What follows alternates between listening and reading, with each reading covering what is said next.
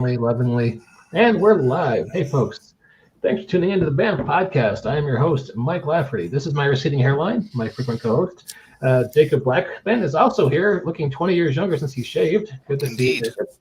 And before I introduce the rest of our guests, I'm going to play our charming musical introduction because I will forget otherwise.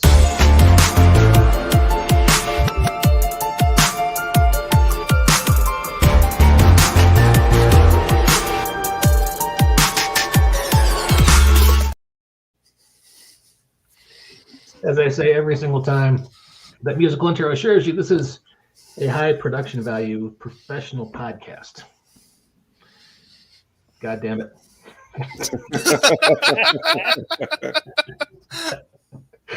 We are here today to talk about Dungeons & Dragons media, the sordid and varied history of that. And I've got a bunch of people with long histories in the industry, starting with Mr. Stan Brown right next to me. How you doing, Stan? I'm doing good and can't wait to talk about some of this stuff. Owen Casey Stevens is stuck in a temporal rift and only appears intermittently. The rift got him. Yeah.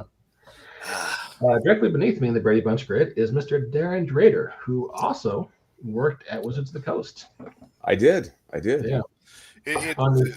Owen's issues may be due to some of the inclement weather we're having here in Oklahoma right now.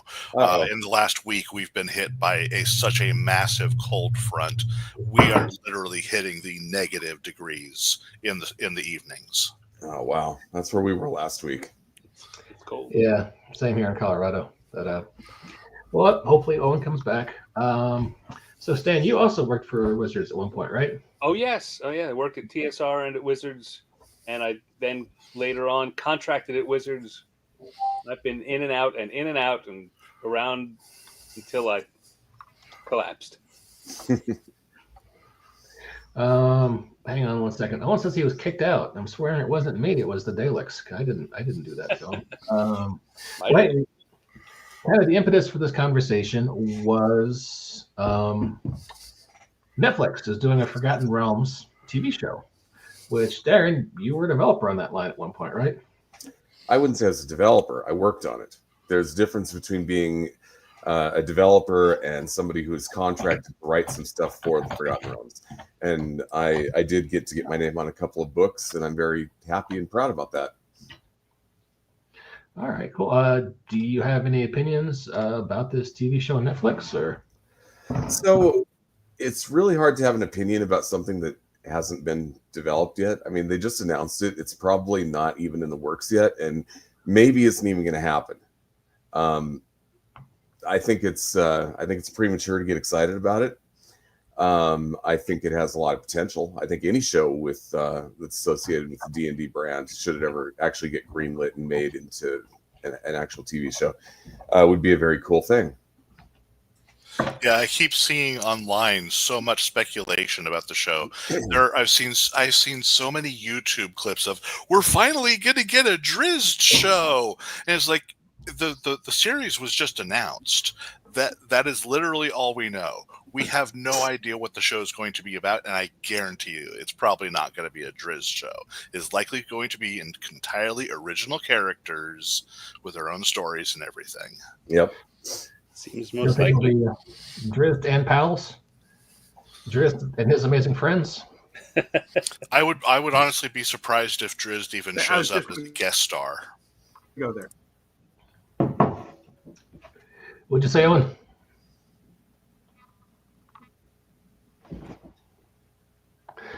Owen, what'd you say, sir? I think he just said that he agreed. Owen said he agreed. And he left. They're in the temporal rift. Okay. Yeah. That is a bummer. Well, I'm going to bring up something Owen has me to have ready. We can talk about it, and hopefully he'll come back. Well, I mean, this isn't. I'll start. This is not the first time that a D&D TV show has been bounced around and offered to some various developers and production companies, and it's and there have been people that have been very interested. In the past, there was a lot of problems of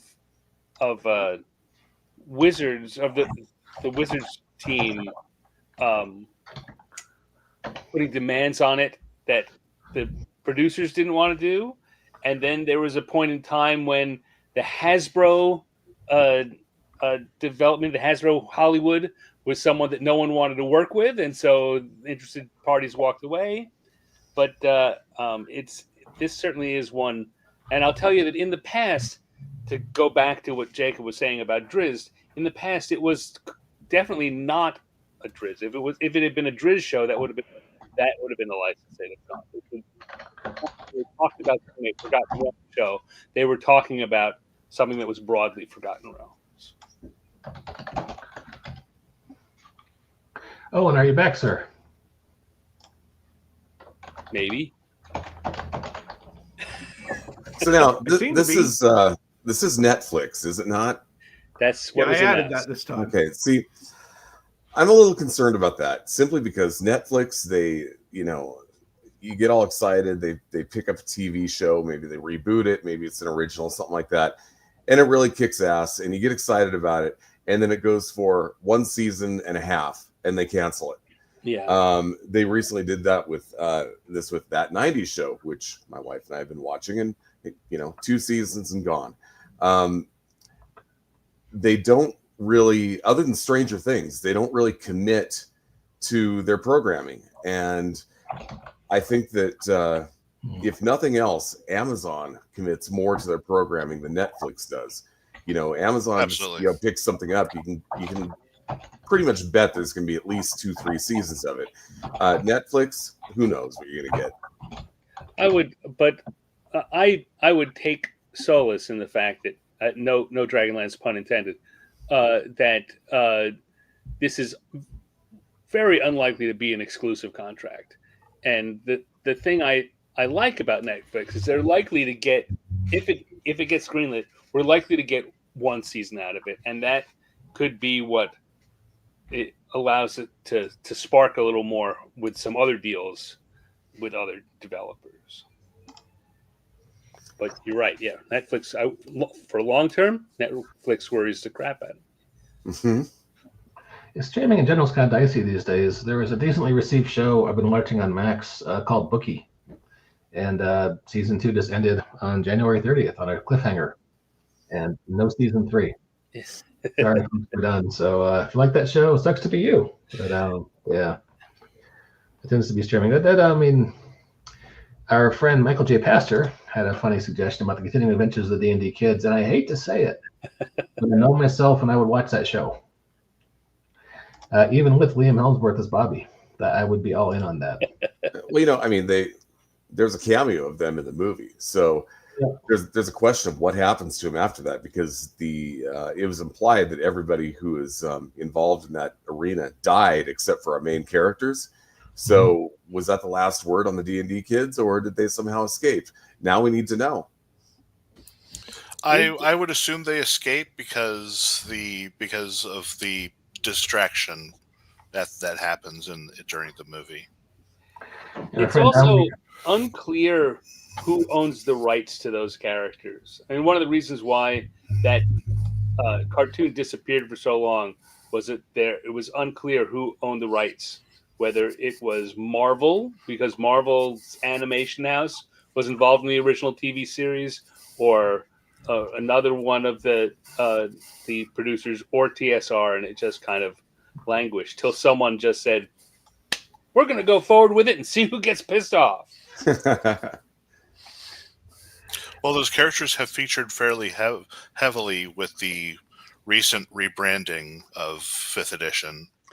It's one thing to do visual references to them as cameos or, fun references, and it's another to do something where you're explicitly talking about them or making a movie about them, where you name them and refer to their histories.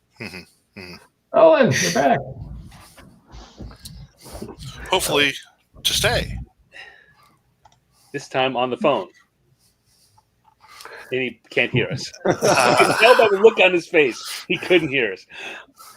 Oh my! All right, so we've been dancing around it, but the D&D cartoon from back in the day. Yeah. You guys I've heard lots of stories about behind the scenes stuff on that and how it was kind of chaotic.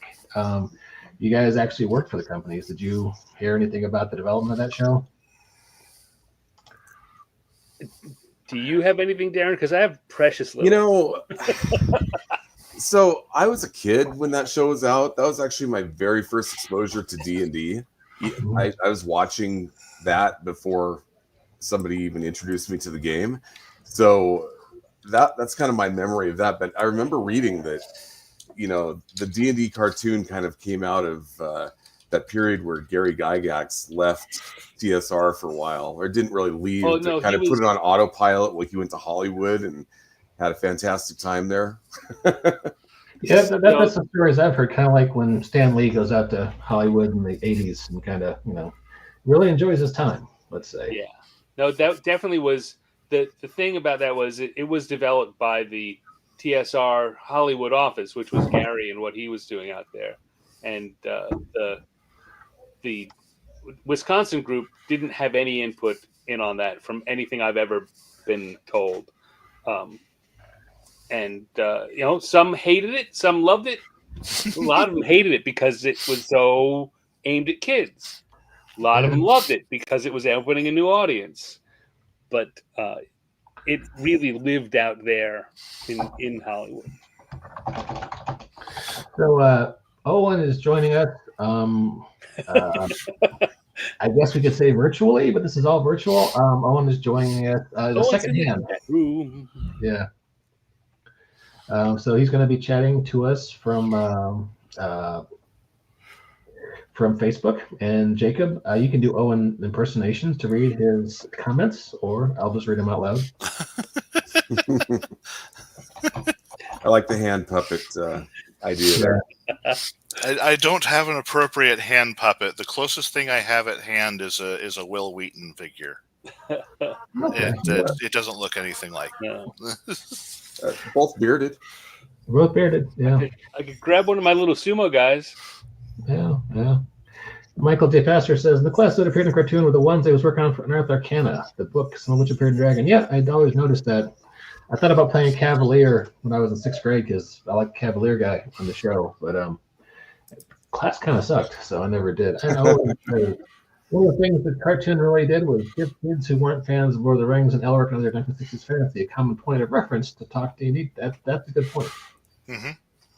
Because if you weren't reading Conan and Tolkien and a few others, you didn't have a real frame of reference for that show. I remember playing games.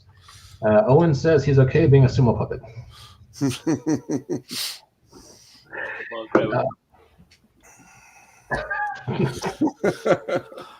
I remember being games where people would actually talk like the Dungeon Master character in the cartoon and take on his mannerisms because they thought that's what a Dungeon Master was supposed to do. Greetings, adventurers. Yeah. Dungeon Master. So, since Owen is kind of back, he had asked me to get ready to show the cover for. I didn't realize this existed, but that was. Oh, this was a huge thing when it came out. Well, yeah, it should have been a huge thing, but I think a lot of people just never heard of it, and it just died. So now it's a forgotten lore. Well, you probably have a better idea what the sales were like. I just know that I got one of these handed to me because I was, working at Wizards, and like I said before the show, I tried it out one time, and my adventure didn't go so well, and that was pretty much the extent of my experience with it. But it was cool for what it was, I think. Yeah. For those who are unfamiliar with Scourge of Worlds, this came out shortly after the release of 3rd edition. This is an interactive DVD where it'll play a bit of story, and then there's a choice, and based on what choice you want to do, it'll skip to the chapter where that choice happens, and it'll continue to play a movie from there. Good comparisons are choose your own adventure books, and that's probably the closest one. But it's like a full length choose your own adventure book married with Dragon's Lair. Mm-hmm.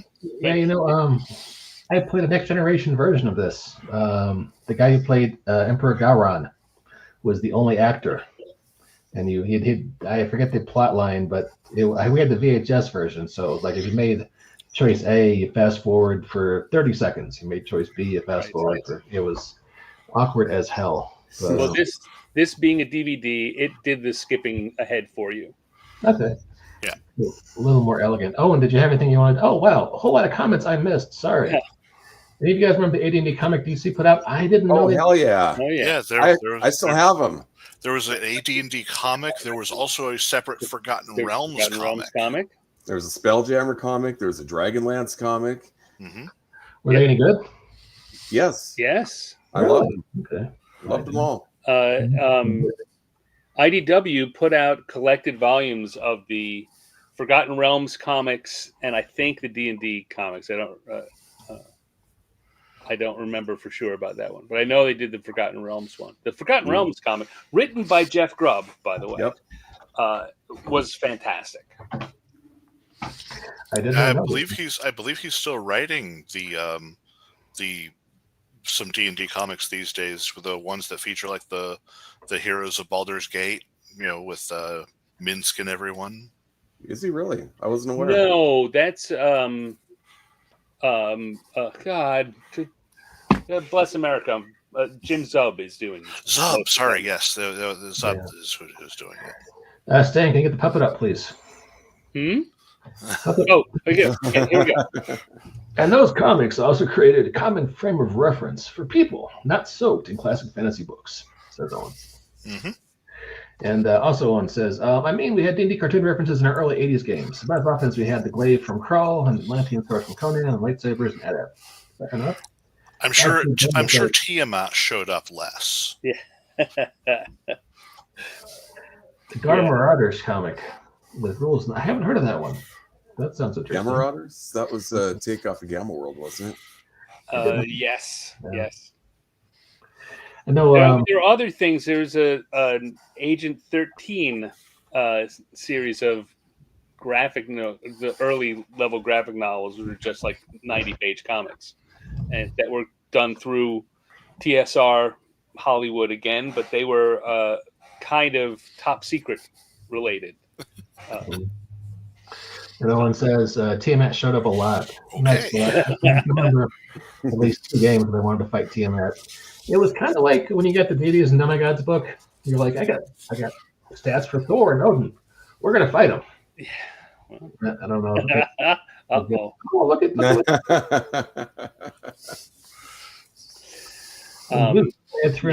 but to go back to Scourge of Worlds, that was so the contract that got the first D&D movie made was a terrible contract that locked away a lot of rights. TSR signed away a lot of rights and gave those producers complete control over whether or not they would continue it. And it there were lots of things that, and they were exclusive rights. So TSR could not take any other D&D stuff to other producers or other studios. But if it was a game, even the anime, they couldn't do animation. But if it was a game, they could do it. And so they had been working with this animation company in Toronto that does a lot of animation in Canada for both feature films and for commercial use.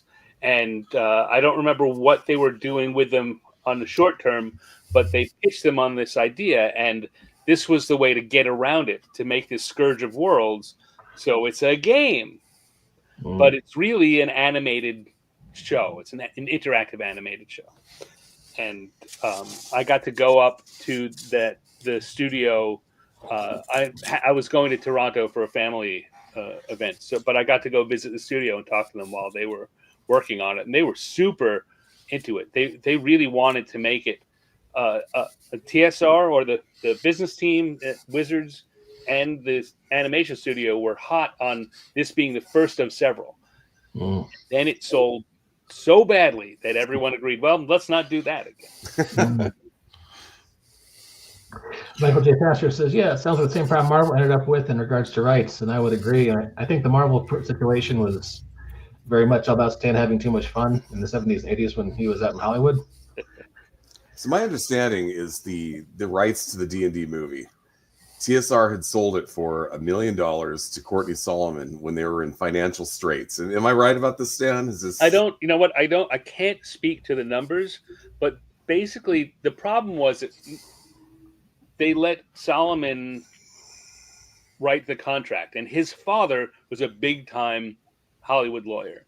And so usually in those kinds of contracts, they'll have a period, and then whether or not to renew, the deference is usually given to the company.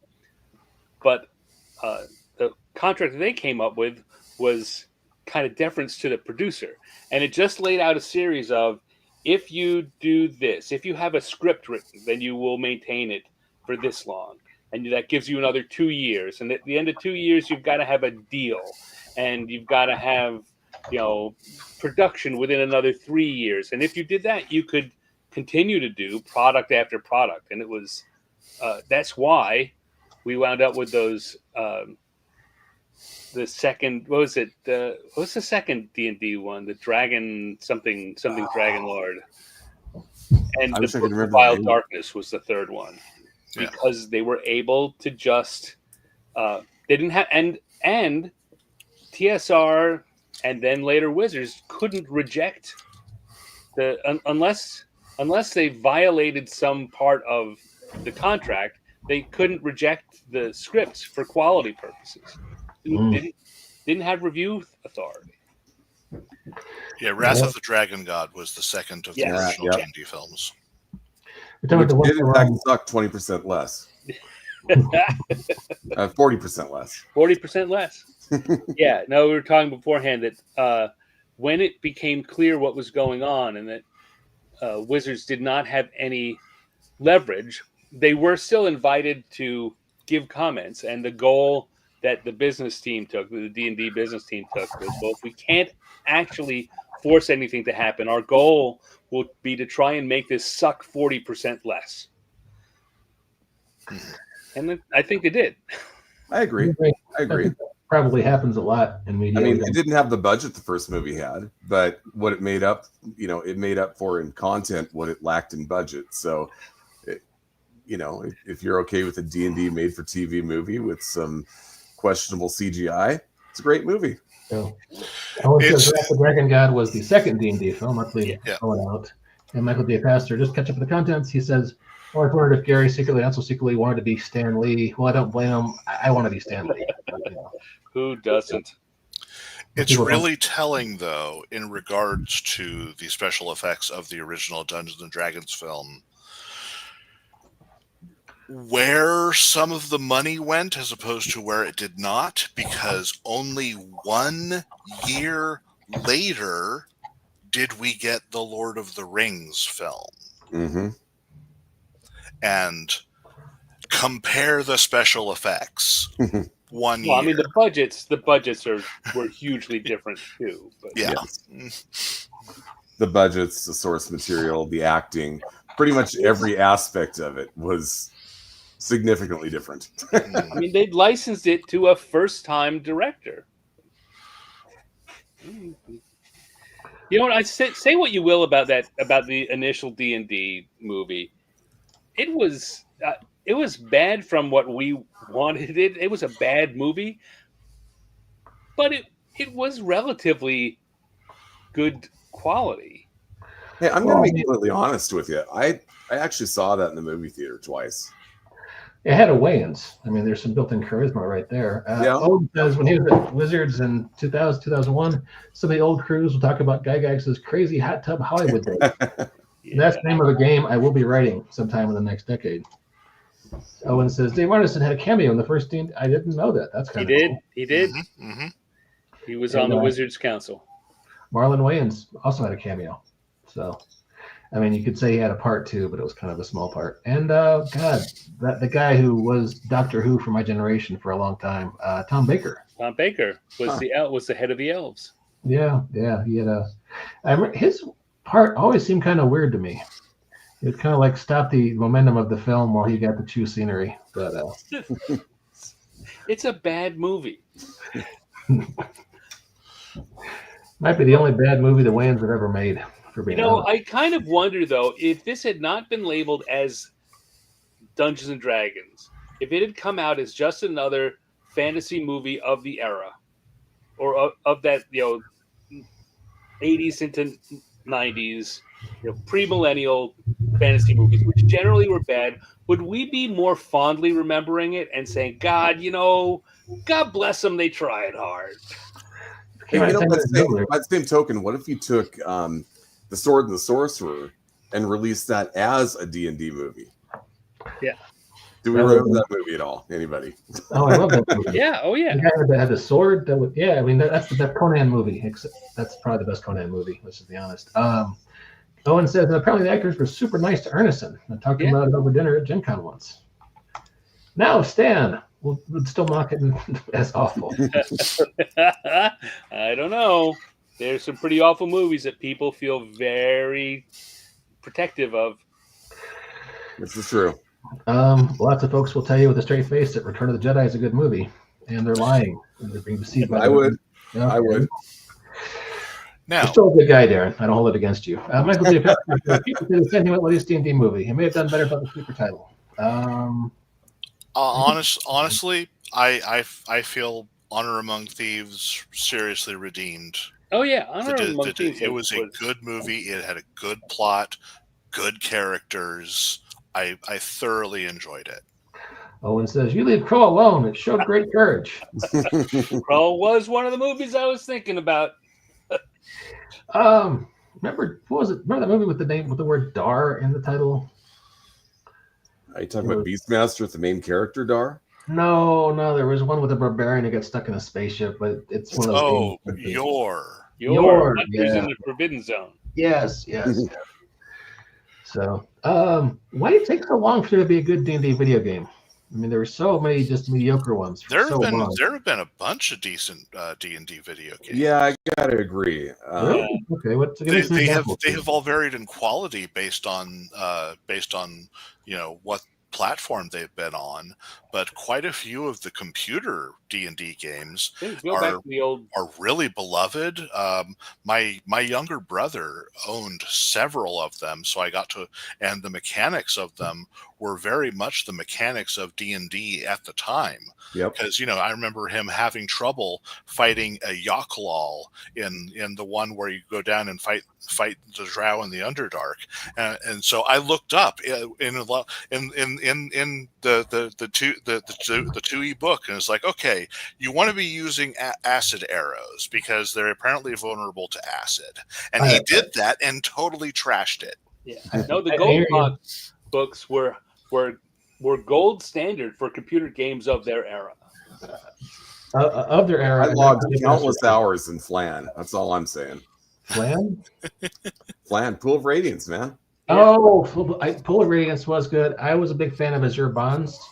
Yeah, I mean, that was back in the old days. I mean, for my money, World of Warcraft really should have been a D&D game. No, I was certainly in conversations in Lake Geneva where people were saying the same thing, but the company then was not interested in making. They didn't make good deals with computer game producers, and both TSR and Wizards have just a raft of attempts of we'll do it ourselves, and none of them worked out. And if anything came of them, it was embarrassing. Yeah, it's there's lots of companies who try to get into the software business who probably shouldn't. And Owen says, going back to our conversation about 90 seconds ago, it's your Hunter from the Future. The Forbidden Zone is Space Hunter, The Adventures in the Forbidden Zone. That is true. Molly Ringwald's first movie, I think. It is. All right, so I guess what I'm thinking is there were a bunch of mediocre D&D games like in the last 15 years, and then Baldur's Gate came out, and it played for a couple of years. So Well, That's as the I standard. remember, there was Neverwinter, which came out when third edition came out, and you pretty much used the third edition mechanics, which was hugely popular because it could be easily modded, and people turned a lot of made a lot of adventures and content based on the mods of that game. Yep. I know one guy who would, when he was running his D&D home game, they would role play at the table, do dice for charisma checks or whatever. When it was time for combat, it was, gentlemen, take your stations. You have a little land set up with, PCs, and they would just, you had the situation set up, and they would just play there, and it was so much faster than, rolling dice. Well, given how clunky third edition was, I could see how that would be a good way to do it. Yeah. And of course, Baldur's Gate 1 and 2, I believe, came out during the second edition era. Yep. Yep. And Icewind Dale. They followed the second edition mechanics, and again, generally beloved, which is why we got Baldur's Gate 3, which is the phenomenon it is. Yeah, but I mean those games also have influenced a lot of other games, such as the two Pathfinder games that are basically made the same way. They're using Pathfinder mechanics, but the interface is identical. Also, there's Solasta, there's Pillars of Eternity 1 and 2. The effects of Baldur's Gate are still being felt today in video games. Yeah. Owen says, them is fighting words, Darren. Third is amazing. And Owen says, to steer the conversation, he's trying to say, Stan, why was the Dragonlance animated movie, which the image... Why was it so bad? It was terrible. Bad? Well, keep in mind that we had some great, or at least expensive voice talent on there. But Kiefer Sutherland. And, okay, so I can talk to some aspects of this, there were a lot of things that went wrong with the Dragonlance movie. Not the least of which was there wasn't a big enough budget. There was an insistence of doing the entirety of Dragons of Autumn Twilight in this story when it's too much for one 90-minute animated film. Yeah. I know that the producer, or one of the producers, and the original screenwriters kept coming back to Wizards saying we should just do a chunk of it, and so then in Dragonlance it could be more than just 3 movies to tell the whole story. And Wizards' business team came back and insisted that it be the whole of the first novel, which meant that the script itself just became run through the plot as quickly as you can, cut out everything you have to, and just be thin and unsatisfying to anyone. Incomprehensible to people that don't know Dragonlance, and offensive to people that do know Dragonlance. And Owen says the Dragonlance movie has no dragons and no lanches. There were dragons. There were dragons. They were badly done dragons, but there were dragons. Yeah, so one of the ways they did it, to do it on the budget they had, was the characters, the humanoid characters were done in standard 2D animation. The dragons were all done in that choppy, blocky vector 3D animation of the era. And then they were forced to just mush them together when they were on the same screen, and it didn't work at all. No one agrees, saying whatever they put on screen was not a dragon. I can agree to that. Yeah. Michael weighs in with the number of else statements you need to put it in a third edition video game programming would outnumber the if-then statements. Boy, I code just enough to understand that, sir. The funny thing about it says BattleTech. Has BattleTech had a movie? BattleTech had a cartoon series where the people were animated in standard 2D animation, and then the clan had this special technology that they would activate to help their combat. And when they activated that technology, it would suddenly become CGI for the mech battles. I did not know that. It's true. How was it? Was it good? It had a pretty decent story. It did not really follow BattleTech's history properly, but it was popular enough that they made an animated series source book so that people who wanted to follow that particular storyline for their own BattleTech campaigns could do so. That's cool. And Owen says the BattleTech series is better than I ever expected. Okay. Yeah. It had some decent music. I still remember the soundtrack for that series. It was good. Remember Exo Squad being really good about that same time frame. Hey, we need to take a sponsor break. Not that we have a sponsor, but we are sponsoring a project. Mr. Drader and I. tinyurl.com/daringandreadrpg is a tiny URL link that I made up because I'm a consummate professional that will take you to the Daring and Dread campaign setting by Mr. Darren Drader. We're almost fully funded. So close. Like 87%, right? Isn't that what it is? 87%, yeah. Darren, why don't you tell the folks at home about the Daring and Dread campaign that they can back at tinyurl.com/daringandreadrpg. Boy, where do you start when you're talking about a whole world, huh? It's got amazing art by Mr. Dean Spencer. Yes, it does.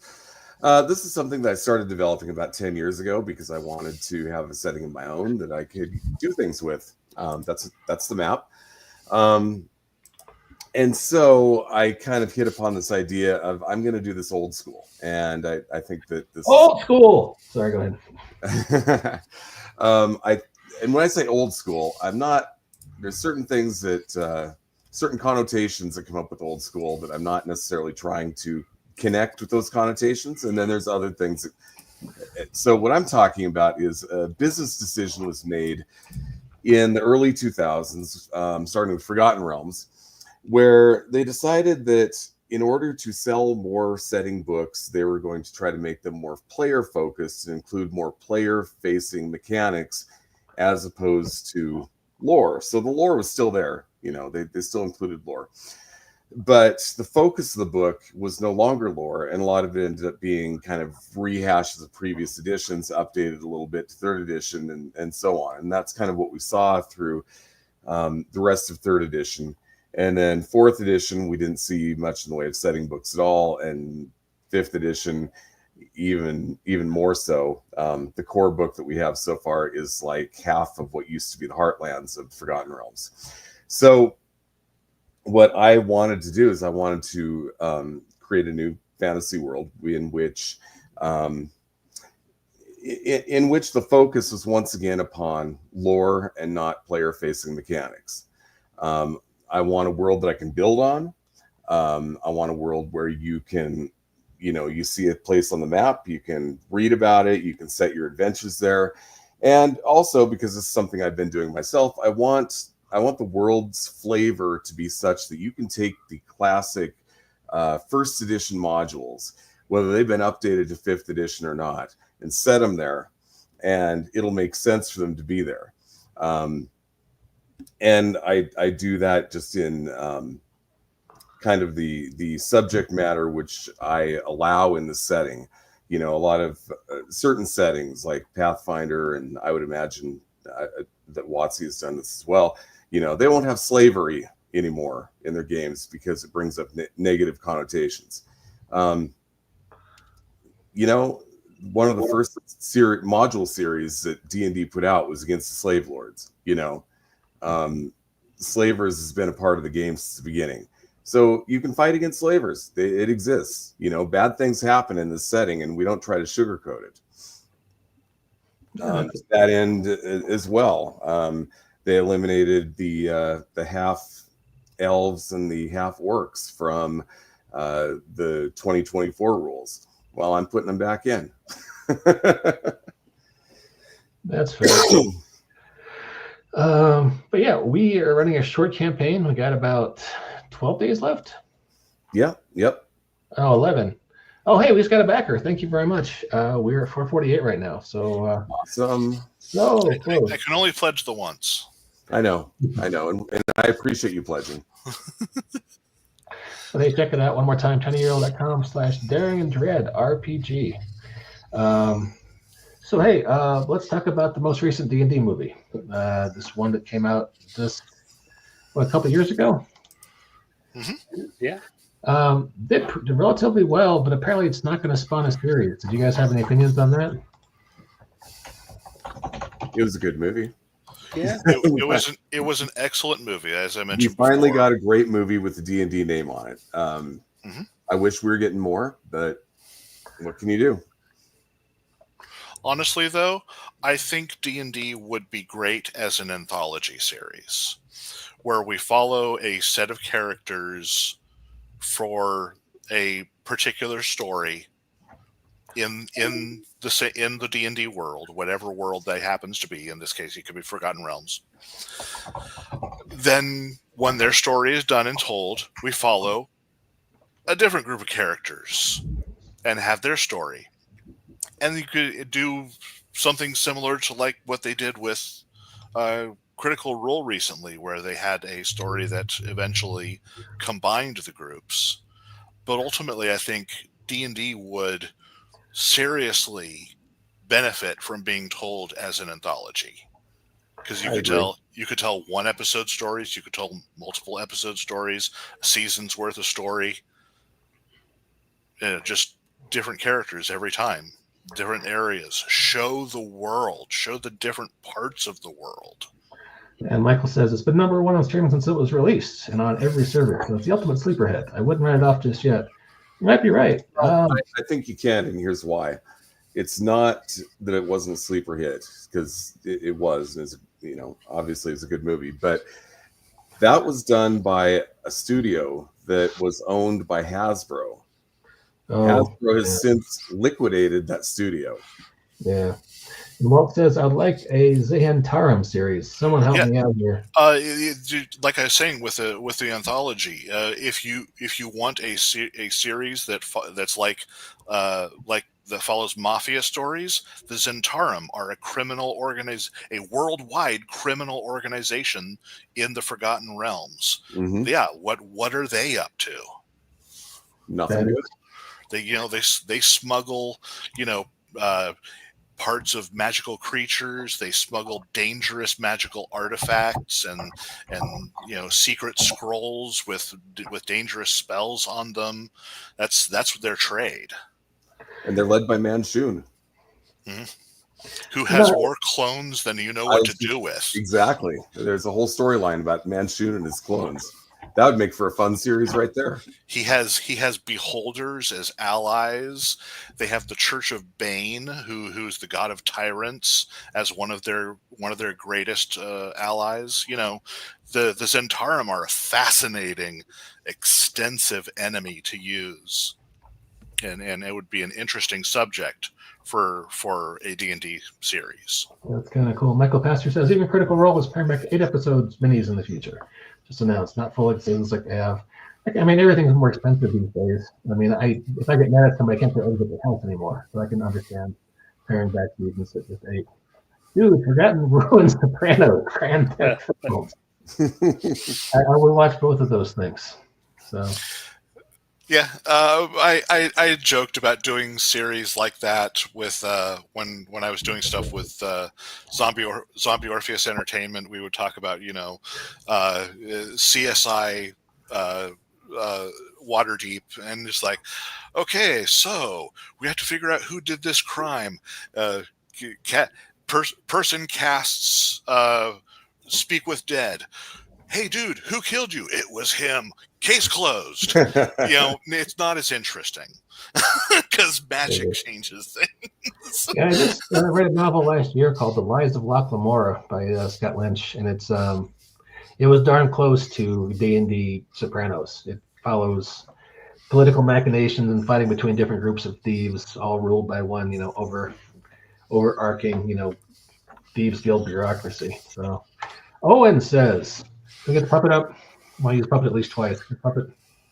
No puppet? Okay. Oh, there we go. I was never expecting Karate Kid to spin off to an award-winning streaming series. Fury Road was a hit 30 years after Thunderdome.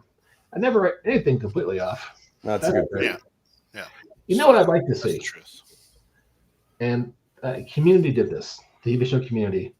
Lots of there's certain conventions and sitcoms where there's always a musical episode. If the show's been on long enough, they'll do a musical episode. They'll do a Halloween episode. It used to be back in the 70s and 80s, there was always a show referencing Wizard of Oz or It's a Wonderful Life, where a character gets knocked out and goes through that movie.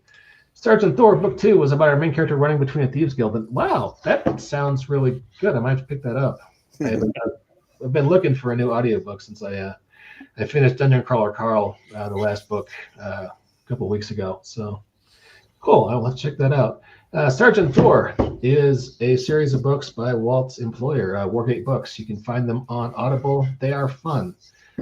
Sergeant Thor is a Army Ranger transported to a fantasy setting where he causes chaos. And that would be great. Thank you, Walt. He'll send the first one. So yeah, I will give that a listen. Anyway, so sitcom conventions, musicals, Wizard of Oz episodes. What if every sitcom would just work in a D&D episode at some point? You know, the crew from they're kind of getting to that point. Well, it's happened a few places, yeah. What was it? Big Bang had several D&D episodes. Did they? Okay. And I know there's more than that, too. That could be kind of fun. I mean, we used to complain all the time because it would happen with pretty big regularity that someone would do a D&D episode, and the first thing you would always see is a dungeon master would wear a big funny hat. And it just wouldn't. They didn't really get it. I think what we have now is the D&D episodes are more likely to be D&D positive as opposed to let's make fun of the nerds. You know what bothered me about the Big Bang D&D episodes? Where mechanically it wasn't even close. You know, Sheldon was playing the DM and he would always just randomly he'd throw a dice and some random thing would happen. It's like the player had no agency in the story whatsoever. I think that they kind of fixed that on the very last one they did, but the Big Bang D&D episodes were wildly inaccurate. Well, I mean, a lot of them were because and you get this in any of these adaptations, that no matter how much it's important to us as a gaming community, the audience, the bigger audience, is more people, and they care more about them. So things are written so they speak to what the assumed understanding and position of the larger audience is.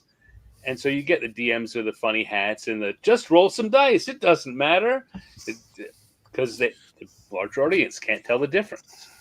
They don't know. Owen says, to be fair, a lot of home D&D games aren't even vaguely rules accurate. And that's I've been heavily.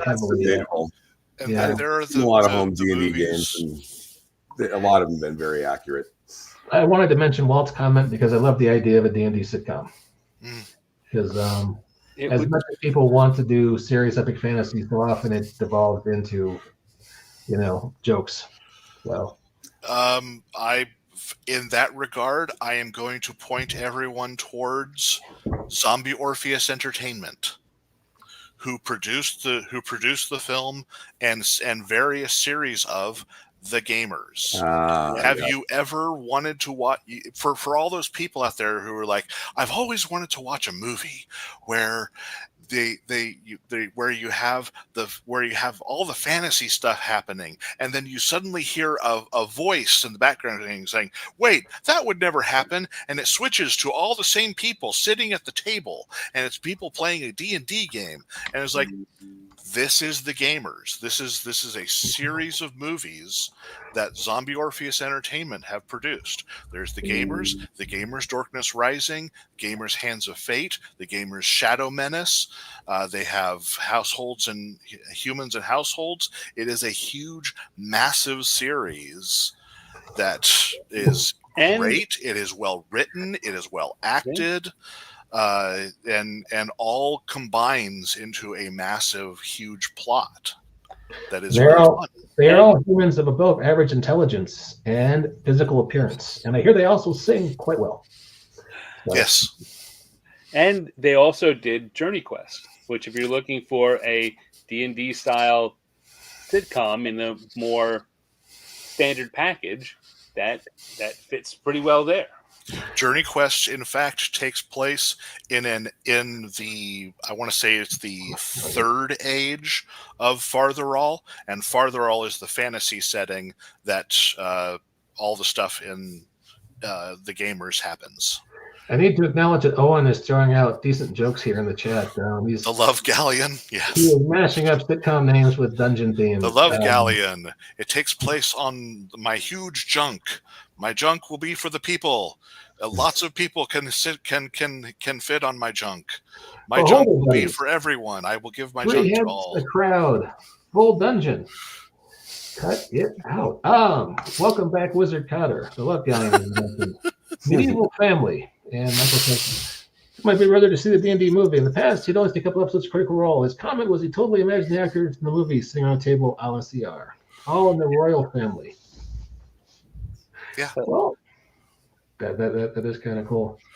For anyone who wants to watch the gamers stuff, it's on YouTube and it's on Amazon Prime. Go watch it. And if you want to support them, they have DVDs. Well, I would say the best RPG stream I've ever seen was Critical Role's Honey Heist, but I'm kind of partial towards comedy games, so it might just be me. Well, guys, have we mined this conversational vein to exhaustion? Have we discussed all of the? Talk about the TSR books. Have we discussed all of the stuff yet?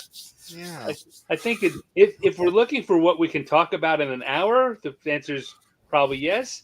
If you want the depth, we could go for hours. We got lots left here. In fact, Stan, you've got a series that has done that for hours. I do. I have a weekly live stream series called 50 Years in the Dungeon, where each week I'm interviewing a person who has worked on the game. While I'm talking to them, I'm doing a cartoon homage to a classic piece of D&D art. I've just done episode 55, and I'm about to do the drawing that goes along with this year. And so there'll be some slight shifts in the show, but it's going to continue on with the same basic theme. Owen says a tower made with 30 rocks. I'd be reaching with that one, but I like it. Everyone loves Ray of Exhaustion. No, seriously. I like How I Met Your Monster is probably my favorite in all the ones, Owen. It's just... Now, Stan, your podcast, if somebody wants to go and do a deep dive into what has happened for 50 years behind the scenes, TSR and Wizards of the Coast, I don't think they're going to find a better source than that, except for maybe, that book written by, his last name is Riggs. I can't think of his first name. Ben Riggs. Ben Riggs, yes. Maybe they'd get a better story there. But really, if you want entertaining stories about what has happened behind the scenes from Stan and guests who have been there and were making the decisions, you really need to watch that podcast. Oh, thank you. I agree. And yes, I've got a YouTube channel also. It's at The Real StanX. You can find me there. Honestly, folks, if you just search on the phrase 50 years in the dungeon, Stan's your first hit that comes up. So that's 83 hours of content in Stan's 50 years, says Michael J. Pastor. That is correct. Owen is loving this sitcom idea. The part 6 circlet of smart. All right. It's always Dunny and Dunny? Whoa. You meant Sunny. Yeah. I think I would be down for I think that's a typo. I'm pretty sure it's supposed to be Sunny. A Dunny is a toilet Dunny is in Australia. Yeah, I know. It may not be a typo. I know. Specialized archer. Oh, that's good. That's good. There's a nuanced joke. So, we could honestly. I could sit here and watch Ellen write these jokes all night. I really could. Those are. Oh, here's the golden columns. Well, as long as one looks like Miss White, I would be okay with that. 7 Deadly Yuan-Ti. Okay, I'm not going to play that game because Owen's doing it so well. Oh, wait. Parks and Reincarnation. Is he done Happy Days yet? Say what? I said, is he done Happy Days yet? I'm wondering what the Owenized version of Happy Days would be. Owen, we got some pressure for you. Can you do Happy Days? All you do is Yankee. Well, all right. Once more, folks, tinyurl.com/daringandreadrpg. takes you to the Daring and Dread setting. Fantastic writing, fantastic art. No reason not to look at it. You really should. You really should. You can back it for the price of 2 cups of coffee. It's one of the cheapest Kickstarters that I've ever seen. For the price of a dozen eggs, you can back this Kickstarter. Hey, our eggs around here are still cheaper than that. Just saying. I was at this. There was $13 like Safeway down the road. So wow. Yeah. We got the bird flu here in Colorado, so it's we've had to kill a lot of chickens. So it's a thing. So, oh wait, here we go. I think this is Tasha's Hideous Laughter Days. Okay, that's good. That's real good. I'll take it. Power of Iron Will. Oh, that's good. All right, time to go, folks. Owen can keep doing. He's got more stamina to make these jokes than. I'm sure he'll be posting them on Facebook for the rest of the night. Yeah, that's some quality content, sir. You should really put that on your social media. So, all right. Hey, thanks again for checking us out tonight. Stan, Darren, Jacob, Owen, it's always a pleasure having you guys on. Thanks for having me. If you come back tomorrow night, this very podcast, I'm going to have Jacob and Owen and Mr. Steve Kenson talking about superhero RPGs. Because Jacob is running one right now, and Steve, nope, these are just for bank. My rank is Earl. All right, nice. All right, folks, go on for the last word. If you enjoy this content, please help support the BAM Podcast Patreon. Indeed. Or just send us good thoughts. I don't want to say like and subscribe because it's so cheesy, but you know. Hey, if do all the happy YouTube things, like, subscribe, comment, share. If you're watching this, you could be the person that puts us up over goal. Right. Yeah, back there, Kickstarter. Back there, podcast. Come and see my podcast. Do it all. Why not? You deserve it. We will give you content as long as you keep showing up. There you go. Owen has the last word, and it is Sasquatch. So, all right, folks. Thanks for watching the BAM Podcast, and we will see you tomorrow night with Owen, Jacob, and Steve Kenson. Take care, folks.